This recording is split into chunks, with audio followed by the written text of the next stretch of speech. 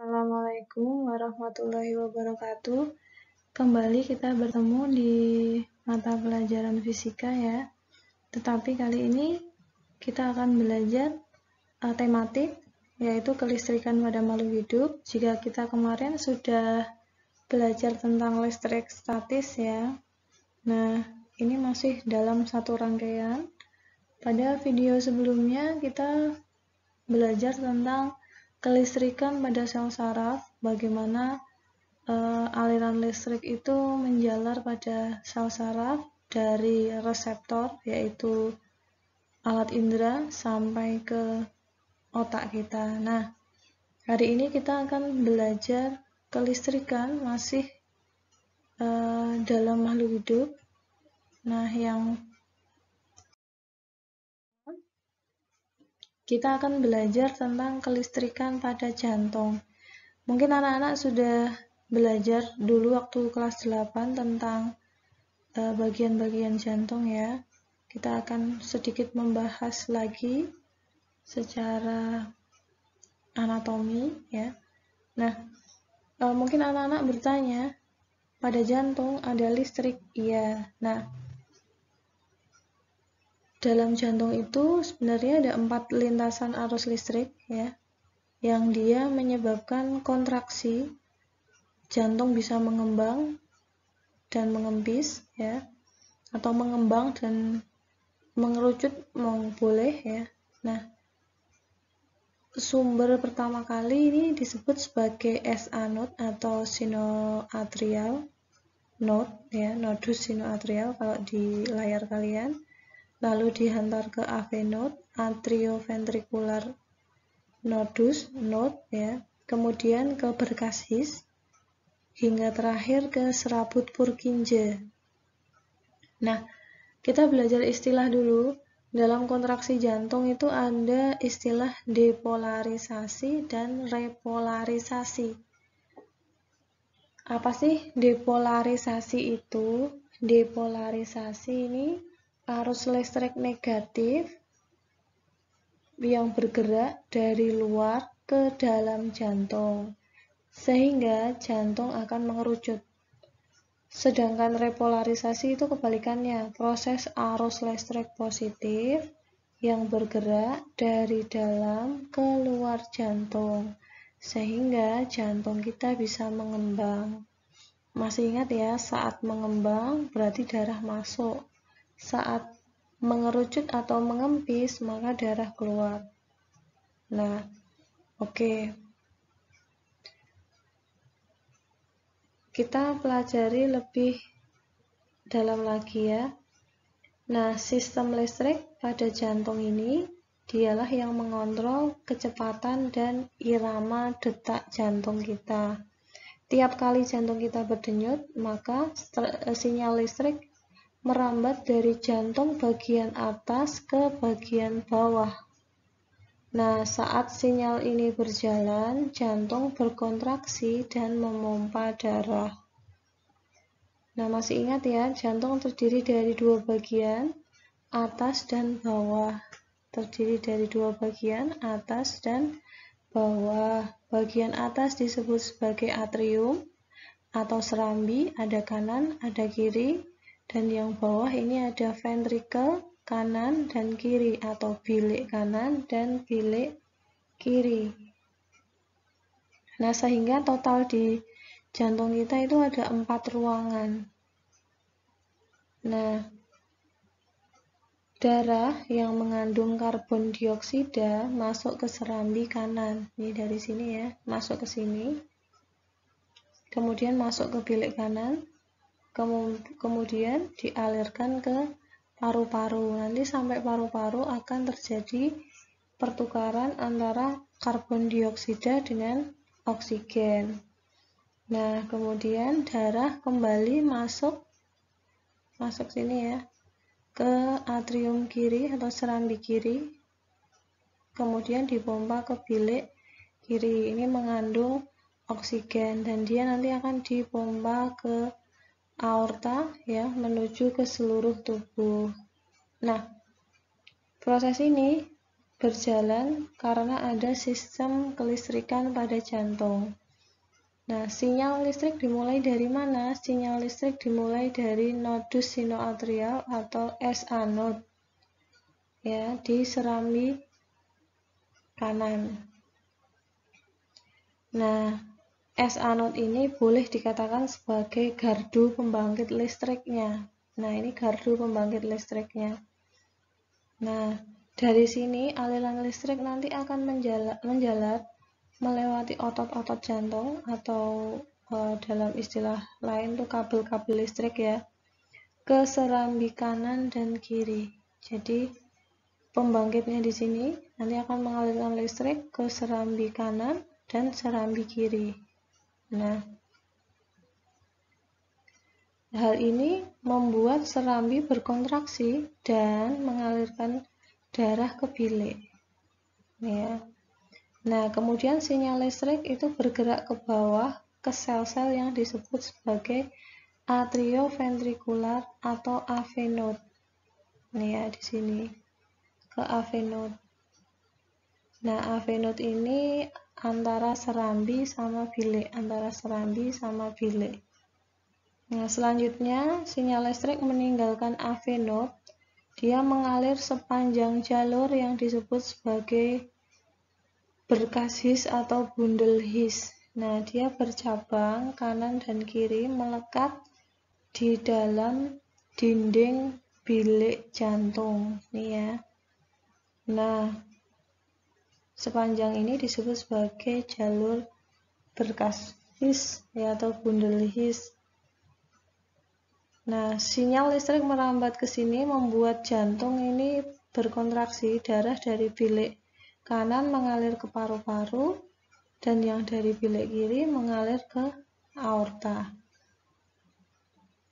Nah, ya, ini adalah berkas His, kemudian di sini ada serabut Purkinje. Nah, detak jantung itu bisa kacau kalau sinyal listrik itu terganggu. Nah, pada kondisi normal, sinyal listrik dari SA node melambat. Saat kita istirahat atau tidur dan denyut jantung pun ikut melambat. Sebaliknya kalau kita sedang olahraga, maka sinyal listrik dia akan meningkat. Nah, akibatnya jantung akan berdetak lebih cepat. Nah, pada orang-orang tertentu yang memiliki gangguan irama jantung, sinyal listrik bisa berjalan lebih cepat atau lebih lambat secara tiba-tiba. Membaca di sini,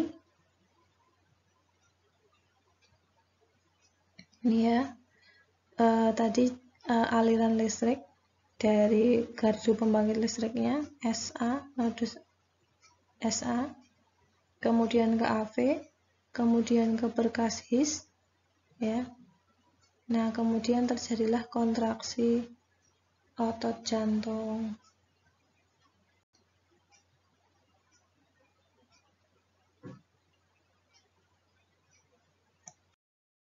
Nah, kemudian kelistrikan berikutnya adalah kelistrikan pada tulang. Jadi di tubuh kita selain pada serabut saraf, pada jantung juga pada tulang ya.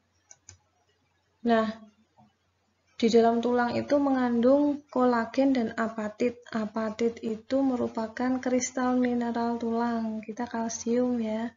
Nah, sebenarnya pertumbuhan tulang itu adalah salah satu proses kehidupan yang dikendalikan secara elektrik. Nah, kenapa? Penjelasannya seperti berikut. Nah, kolagen ini merupakan suatu bahan piezoelektrik yang apabila diberikan suatu gaya, maka akan terbentuk potensial arus listrik searah yang kecil. Nah, kolagen ini menghantarkan arus listrik dengan muatan negatif. Sedangkan apatit yang terletak dekat dengan kolagen, dia menghantarkan arus listrik dengan muatan positif. Pada sambungan antara kedua jenis semikonduktor ini, jadi kolagen dan apatit ini, arus akan mengalir ke satu arah dan menginduksi dan mengendalikan pertumbuhan dan regenerasi tulang.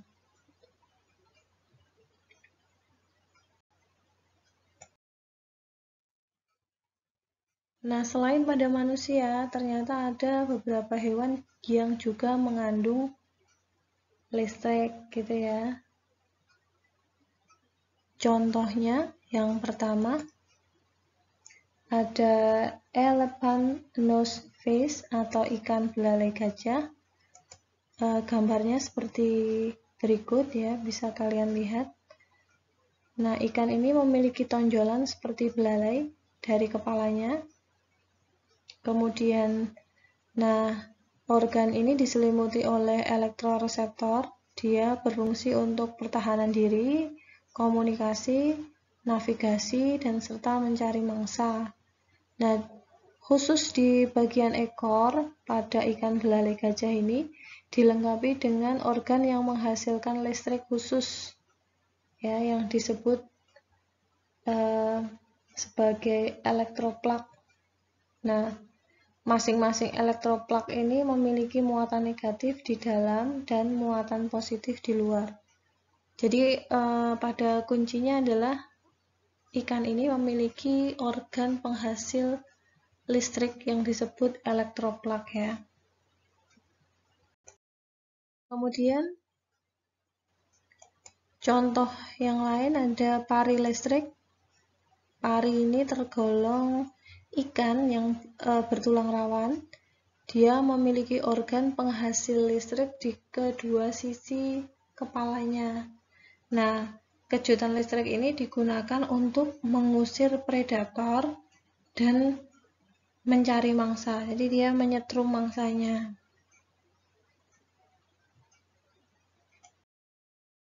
Contoh berikutnya, di sini ada belut listrik. Mungkin kalau hewan ini anak-anak tidak begitu asing ya, sudah sering mengetahui bahwa ada belut listrik yang dia bisa menyengat. Belut listrik ini memiliki 5.000 sampai 6.000 elektroplug yang menghasilkan listrik hingga 600 volt dan arus listrik 1 ampere selama 2 milidetik gitu ya. Nah, jika mereka ini diganggu atau terancam, mereka dapat menghasilkan sengatan. Jadi mempertahankan dirinya gitu ya. Selanjutnya ada hiu kepala martil. Nah, hiu ini memiliki ratusan ribu elektroreseptor atau boleh dikatakan ampula Lorenzini. Nah, sehingga dia bisa mendeteksi sinyal listrik yang lemah sekalipun dari mangsanya. Nah, si elektroreseptor ini mendeteksi medan listrik yang dihasilkan oleh hewan lain di bawah air, sehingga memungkinkan hiu ini untuk memindai mangsa dari dasar laut. Nah, ampula Lorenzini ini juga bisa mendeteksi medan magnet bumi gitu ya, yang digunakan untuk mendeteksi arus laut yang bergerak.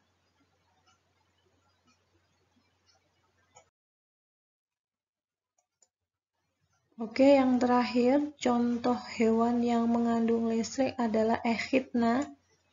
Echidna sering kita sebut dalam kehidupan sehari-hari adalah landak. Nah, hewan ini memiliki tubuh berduri, dia punya moncong memanjang yang berfungsi sebagai mulut dan hidung. Nah, bagian moncong ini mengirim sinyal-sinyal listrik yang membantu menemukan mangsa seperti serangga ya sebagai makanannya. Nah, kenapa bagian moncong ini bisa mengirim sinyal listrik? Karena di dalamnya terdapat sistem elektroreseptor ya. Jadi echidna ini pada bagian moncongnya memiliki 400 elektroplug penghasil listrik.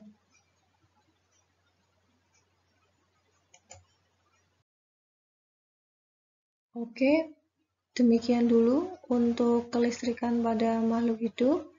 Jadi review pada penjelasan kali ini, kita sudah belajar tentang kelistrikan pada jantung, kelistrikan pada tulang, dan beberapa hewan yang menghasilkan atau mengandung listrik dalam tubuhnya. Oke, terima kasih. Kita akhiri dulu. Assalamualaikum warahmatullahi wabarakatuh.